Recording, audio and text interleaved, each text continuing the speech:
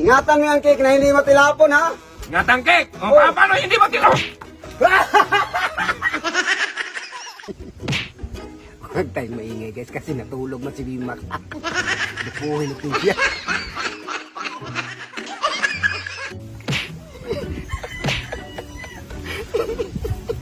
Tapos ganyan natin. Pahawakan ito sa kanya.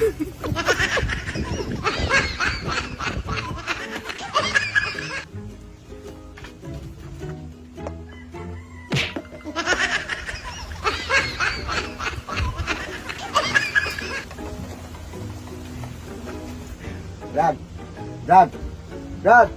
Uy! May tatsaling ako sa'yo. Gumising ka muna. Natulog ko, no? Natulog ka nga Wala kaya. ako sa mood sa mga inana. Kaya nga, natulog ka nga kaya ginising kita para may challenge ko sa'yo. Samog din. Brad! Uy!